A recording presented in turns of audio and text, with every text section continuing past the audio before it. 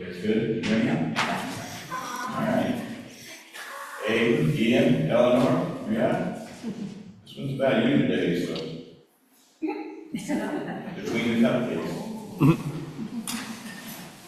I have been thinking about my father a lot lately. So much so that I actually asked Pastor Anna if she would mind if I took the pulpit today. But before we get started, I want to make clear, I'm going to talk a little bit about my dad right off the top. It's not going to be a traditional sermon about fathers, because I don't think everyone has the same picture of fathers that people have. Their families are messy. They're different. They're not painted like Norman Rockwell. They're broad brush strokes. They're more like a Jackson Pollock on any given day. Families are not all the same. So I'm going to talk a little bit about my dad and getting started, but really what I'm going to talk about today is us. This spring, Mom and I went down to Portland Art Museum and we saw Monet's water lilies. And there was that little plaque they have next to the painting that's called, this is called a museum label. I think the museums are thinking more clever names, but literally the technical term is museum label. And what they said about Monet's painting process is that he used something called wet on wet, where he would take his paints and he would mix them on the canvas.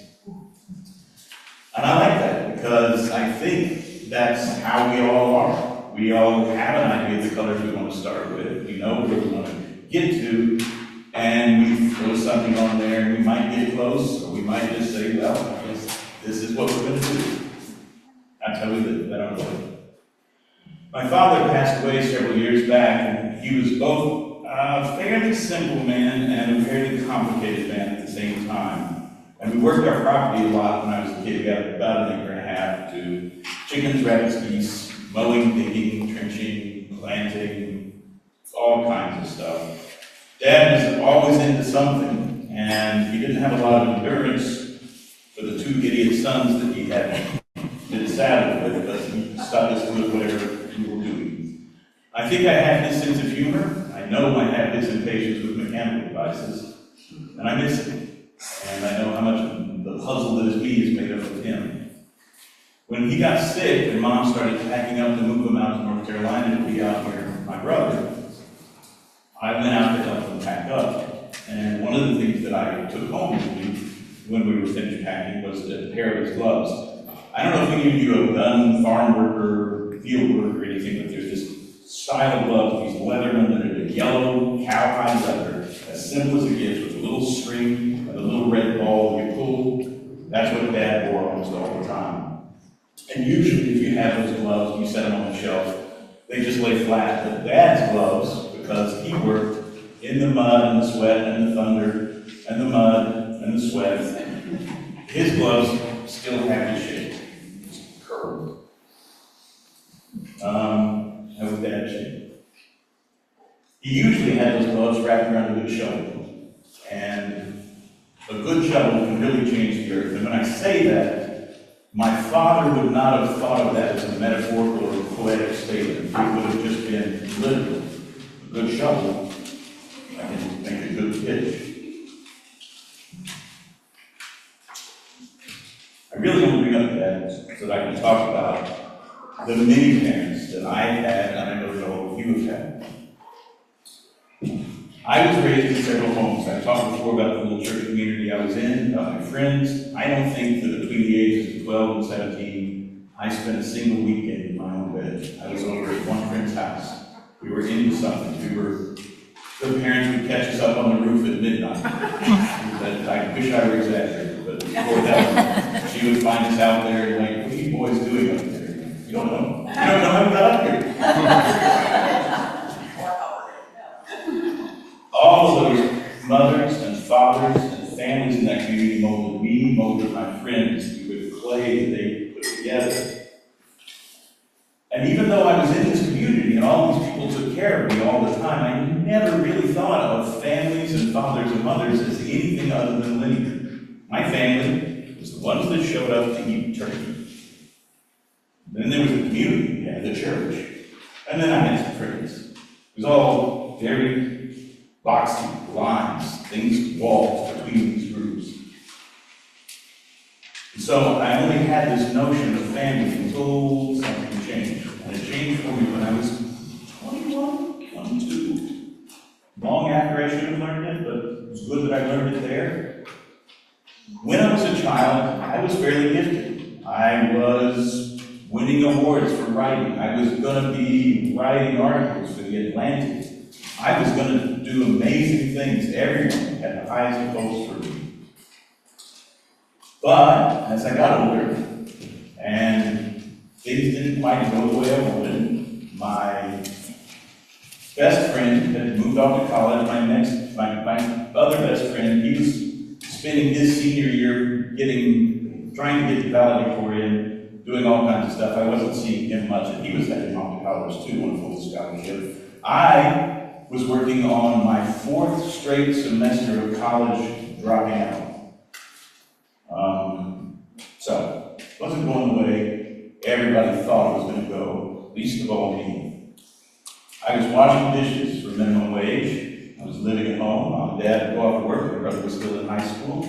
So I could sit around all morning, depressed. Very depressed.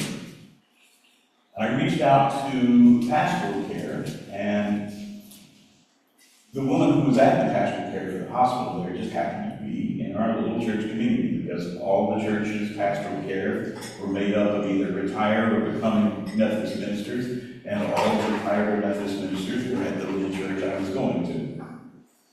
When I got there, she asked me why I was there, what was I doing? And I told her about all the stuff I was sad about. I told her about all the things that were making me depressed. I told her that my girlfriend and I fought with her constantly about the stupidest things. I told her that I didn't want to do anything. I was just not going to achieve at all what I wanted. And then it had gotten so bad that the week before I called her, I had sat with the means to end it all in my lap. I sat there for about an hour. Mom and Dad were wondering what was going to happen next. And then eventually I just got up and went to work. The next day I called back. And she did what she's supposed to do. She checked on me. She made sure I was going to be okay. She talked through. She gave me a number I could call if things got bad. She told me that she could reach out to anybody. She pointed me to all the friends and community I had, reminded me that they were all there for me, and she kept saying over and over and over again, it's going to get better, it's going to get better. But as we wrapped up, what she asked me was, well, why, tell me why you went to work. What made you stand up and go to work, Bryan? And I said, I feel like I've let so many people down, and this was just going to be one more thing on the mountain, one cherry on the top of disappointment. And Maggie, bless her heart, broke my heart. She said, no.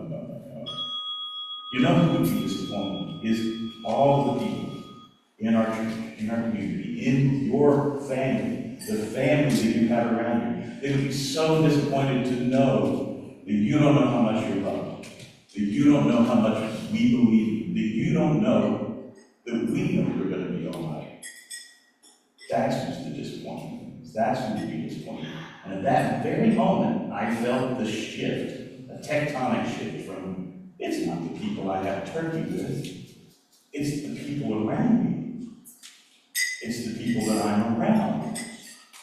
And suddenly, I had a much broader family. A little bit like the family that Paul was talking to in Rome. Things he talks about that give us hope.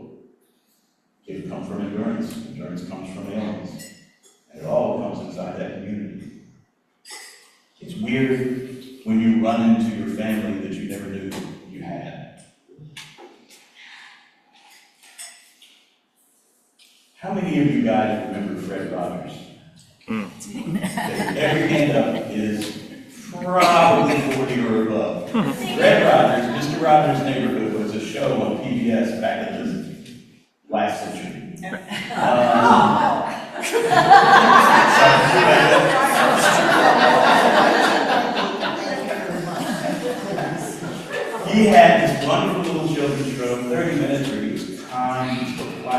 about imagination and trust and giving and caring and community. And when he got his lifetime Emmy Award, he didn't go up there and think that they did their family or anything. He did a little exercise. And I kind of like you guys to do that exercise with me. He called it remembering those who love you in the beginning. Well, what I want us to do is I want us to take a moment. I want you to think back to the youngest age you can find where somebody helped you, made you, hugged you, loved you, cared for you. That very first moment in your mind. And then I want us to close our eyes and just start going forward with the next person. Picture that forward and forward. Each one of them that gave us love, that gave us purpose, that helped us form. The ones who were there when we needed reassurance, the ones who needed to be scolded, the ones that pushed us. Keep thinking of them. Why don't you do that? Why don't you go sing? If you don't mind, I'm just going to do mine now.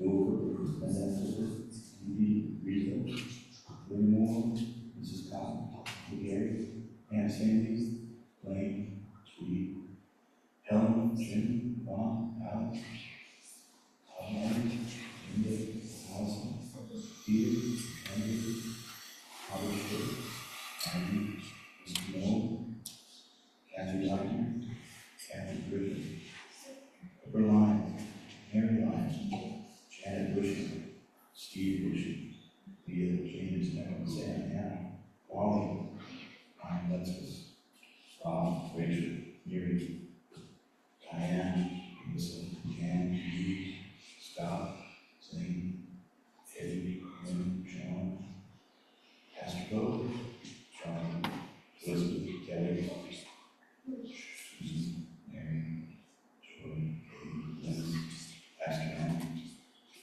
Abe,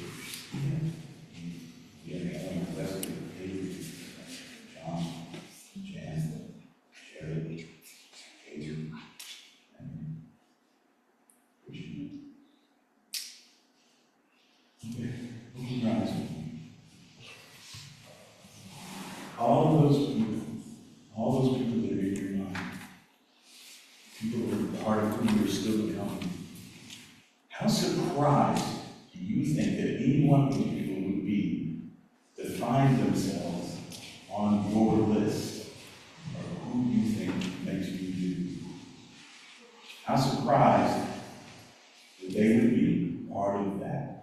How proud would they be to find themselves on that list?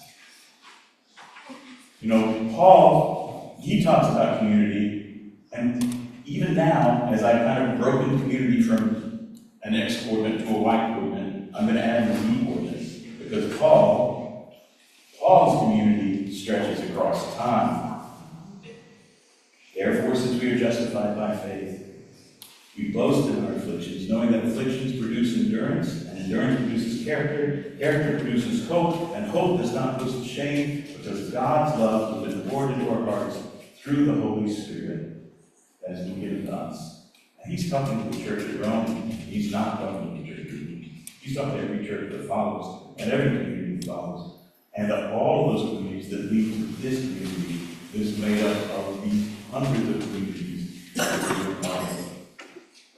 It doesn't stop today. It goes forward into the future. The communities that we are, the web of who we love into being and who love us into being, that is who Paul is talking about. Here's my challenge to you on this Day of Fathers. Every person you go out and meet from here, they're looking for somebody to put on their list. Be that person. Put yourself on their list. You are all of us, web on web, formed as we go. And once you know that, once that you know that you can be part of that forming, all of us, like my Maggie years ago, we are the fathers, the mothers, the sisters, and the brothers of the community that we are in the midst of creating. We are the tools of that becoming. And like my father's good shovel, being the right tool in the right moment, the right time. Thank you.